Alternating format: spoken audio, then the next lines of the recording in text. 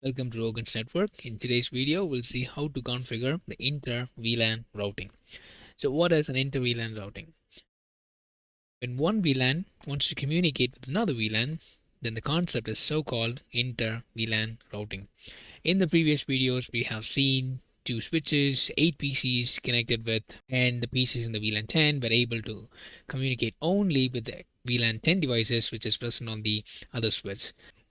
So in this video, we will see how VLAN 10 devices were able to communicate with the devices in the VLAN 20.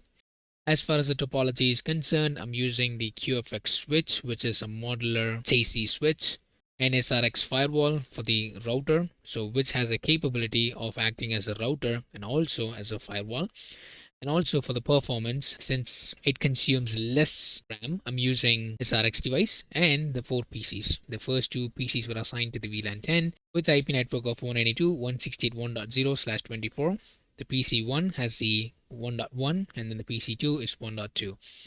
And on the other side, we have 2 other PCs which is assigned to VLAN 20 with the IP network of 192.168.2.0/24 with PC3 with 2.1 and then the PC4 with 2.2.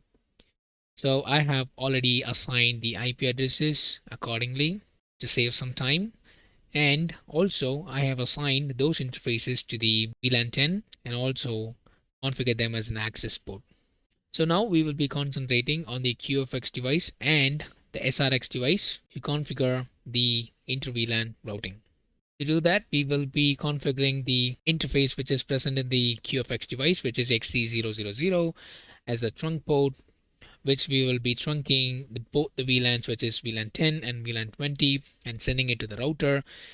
And on the router, we will be configuring the GE, which is Gigabyte Ethernet 000, as a sub-interfaces. We will be dividing into .10 and then .20 for the VLAN 10 and VLAN 20 respectively.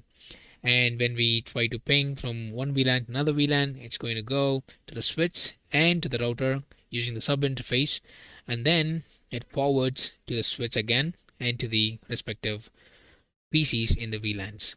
So to configure, we will go ahead and configure the trunk port on the QFX device. To do that, we'll log into the device first, CLI configure set interface XC000 unit 0 family Ethernet switching interface mode question mark trunk. Once configured as trunk, we will also assign the members VLAN members VLAN. We can use 10 and 20 in a bracket.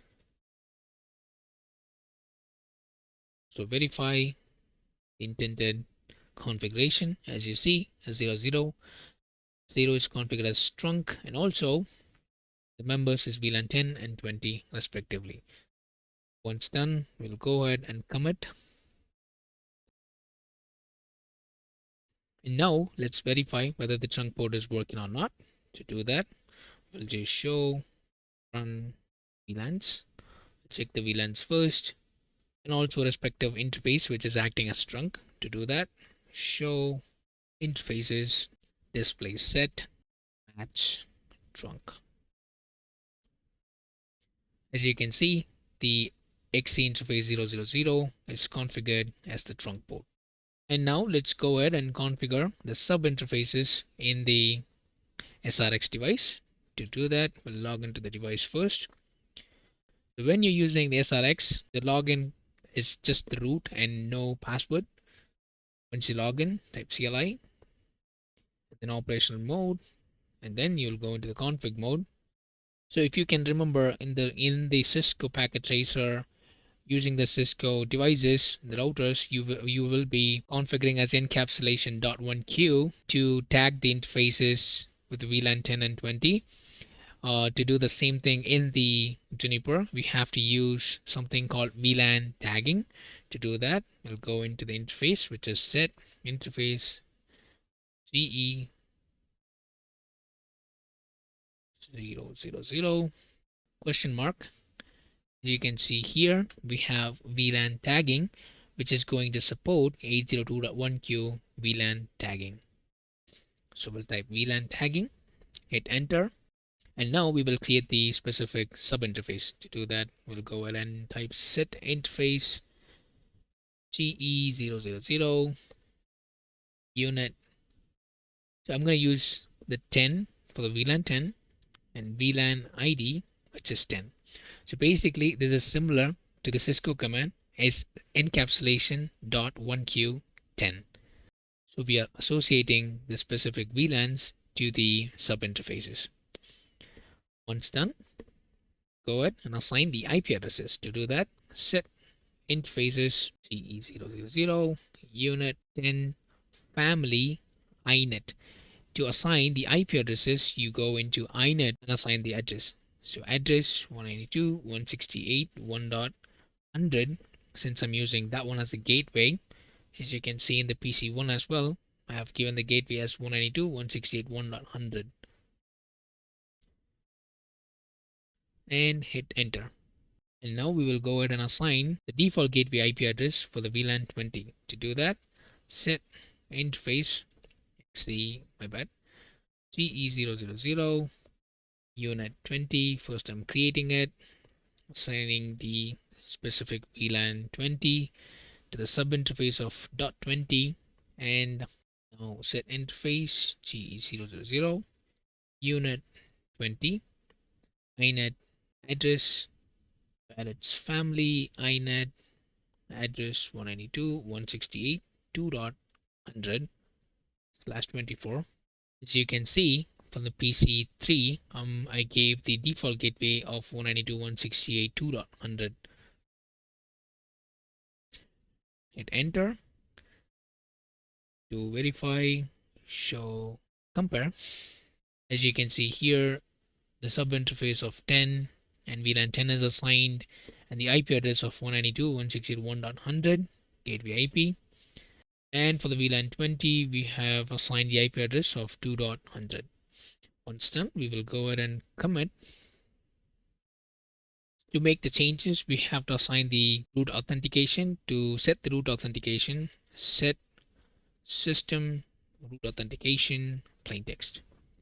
And I'm giving Juniper the J caps. So once done, try to commit again. As you see, the commit is completed, and we will go ahead and try to ping from the PC1 to PC2 to check whether the VLAN 10 itself is working or not. 68.1.2. As we see, we were able to communicate within the VLAN.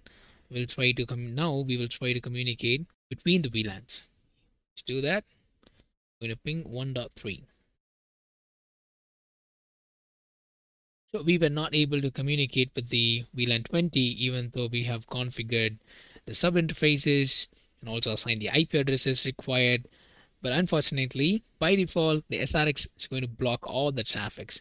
So in order to make the ping work, we have to configure the device to trust the traffic from the inbound, meaning that the traffic coming towards it has to be trusted. So to do that, we have to make some changes in the security zone. So we will go ahead and configure the security zones as well to trust the traffic. To make the changes in the security zone, we'll type set security zones question mark.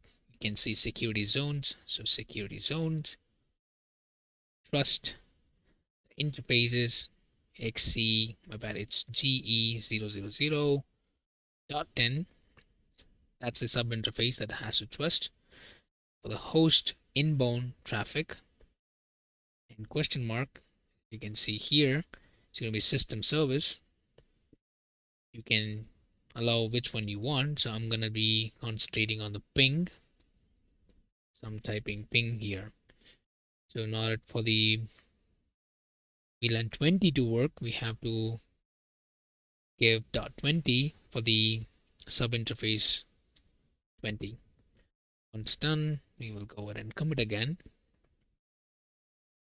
And now we will go ahead and try to ping from PC1 to PC3, which is in the VLAN 20. Ping 92.168.2.1. And now we were able to communicate from the VLAN 10 to VLAN 20. So we have successfully configured the Inter-vlan routing using Subinterface or router on a stick. Thank you so much for watching. Hope it's informative. We'll see you all in the next video. Until then, bye from Rogan.